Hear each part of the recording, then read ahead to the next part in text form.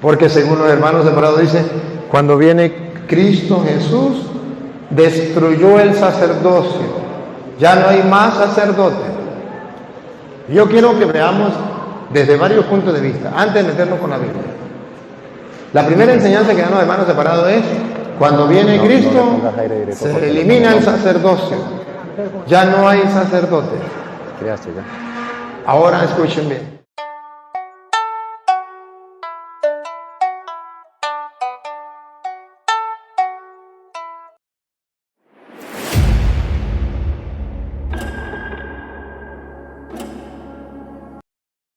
Hola. Bienvenidos. El tema de hoy es: ¿está el sacerdocio vigente hasta el día de hoy? Es decir, ¿pueden haber sacerdotes ministrando la iglesia hoy en día? Veamos qué dicen las Escrituras acerca de esto.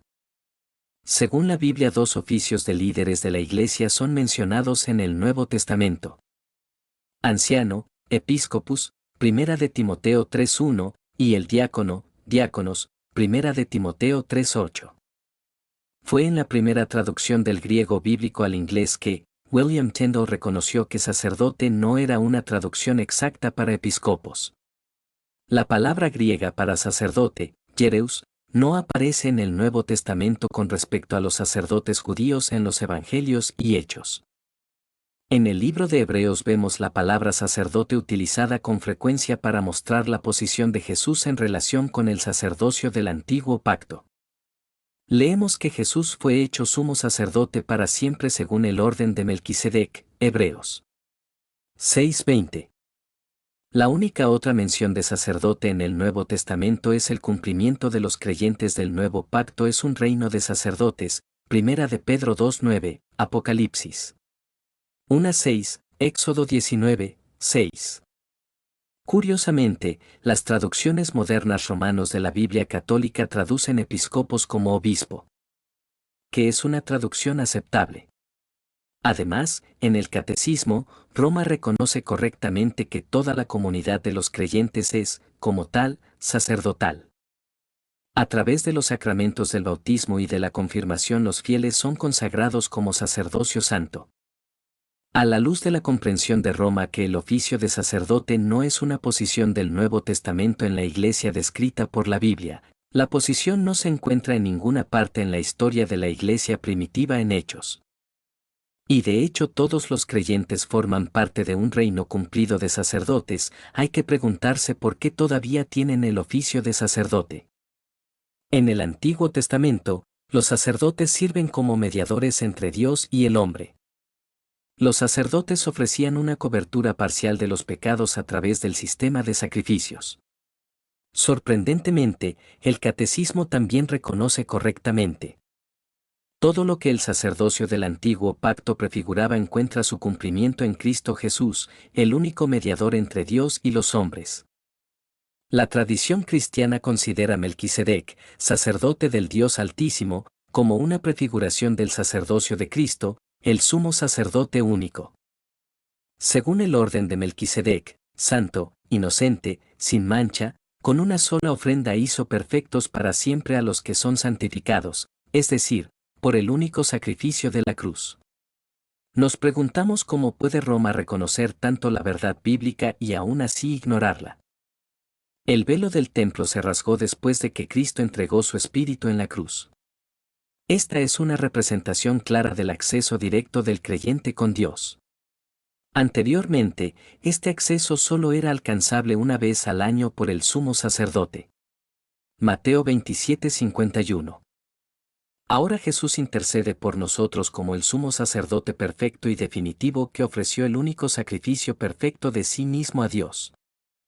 Hebreos 9:24-26. Por lo tanto, debemos preguntarnos: ¿por qué Roma todavía tiene el oficio de sacerdote y el altar sobre el que vuelven a presentar el sacrificio terminado singular de Cristo? ¿Por qué los sacerdotes tienen la supuesta capacidad de absolver los pecados? Cristo ocupa el cargo de sacerdote para siempre y para siempre, que no deja lugar a varios sacerdotes, Hebreos 7:23-24. Los creyentes son un reino de sacerdotes en el sentido de que tienen acceso directo a Dios y en Cristo, de su sumo sacerdote.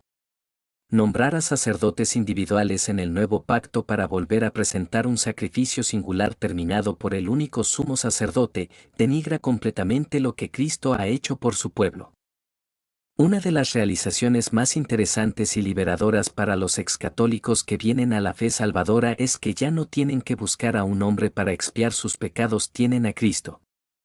Y por lo tanto, tienen acceso directo a Dios por medio de su Salvador personal e íntimamente conocido y experimentan un verdadero crecimiento espiritual a través del Espíritu Santo que mora en ellos. Leamos la carta a los Hebreos, veamos qué dice acerca del sacerdocio. Hebreos 7:11. Ahora bien, si la perfección era por medio del sacerdocio levítico, pues sobre esa base recibió el pueblo la ley, ¿qué necesidad había de que se levantara otro sacerdote según el orden de Melquisedec, y no designado según el orden de Aarón? Hebreos 7:14. Porque es evidente que nuestro Señor descendió de Judá, una tribu de la cual Moisés no dijo nada tocante a sacerdotes. Hebreos 7:20. Y por cuanto no fue sin juramento. Hebreos 7:15-16.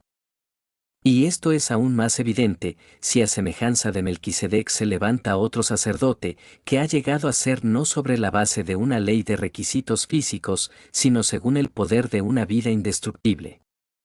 Hebreos 2:17. Por tanto, tenía que ser hecho semejante a sus hermanos en todo, a fin de que llegara a ser un misericordioso y fiel sumo sacerdote en las cosas que a Dios atañen, para hacer propiciación por los pecados del pueblo. Hebreos 5:1. Porque todo sumo sacerdote tomado de entre los hombres es constituido a favor de los hombres en las cosas que a Dios se refieren, para presentar ofrendas y sacrificios por los pecados. Hebreos 5:4-5.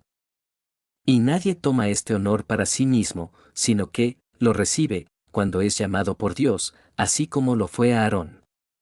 De la misma manera, Cristo no se glorificó a sí mismo para hacerse sumo sacerdote, sino que lo glorificó el que le dijo, Hijo mío eres tú, yo te he engendrado hoy. Hebreos 5:10.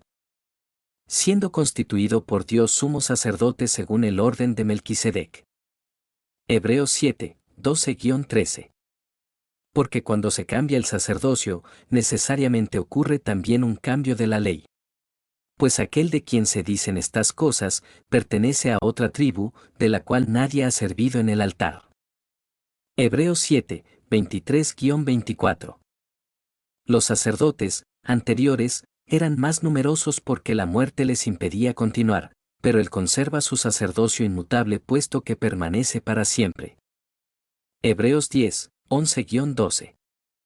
Y ciertamente todo sacerdote está de pie, día tras día, ministrando y ofreciendo muchas veces los mismos sacrificios, que nunca pueden quitar los pecados, pero él, habiendo ofrecido un solo sacrificio por los pecados para siempre, se sentó a la diestra de Dios. Hebreos 9:26. De otra manera le hubiera sido necesario sufrir muchas veces desde la fundación del mundo, pero ahora, una sola vez en la consumación de los siglos, se ha manifestado para destruir el pecado por el sacrificio de sí mismo. Hebreos 9:12. Y no por medio de la sangre de machos cabríos y de becerros, sino por medio de su propia sangre, entró al lugar santísimo una vez para siempre, habiendo obtenido redención eterna. Hebreos 7:28. Porque la ley designa como sumos sacerdotes a hombres débiles, pero la palabra del juramento, que vino después de la ley, designa al Hijo, hecho perfecto para siempre. Así como la Iglesia Católica designa a hombres débiles como sacerdotes según la ley de ellos mismos no basándose en las Escrituras. Nos da a entender que la secta católica se desvía de la verdad y basa su doctrina en tradiciones y mandamientos de hombres. Todos. Hay que tener mucho cuidado en participar de estas enseñanzas no bíblicas, debemos apegarnos a la sola Escritura como fundamento sólido de nuestra fe cristiana. Siendo Cristo la cabeza de todo principado, y sumo sacerdote del Dios Altísimo según el orden de Melquisedec. Hasta aquí el video de hoy, que la paz de nuestro Señor Jesucristo sea con todos.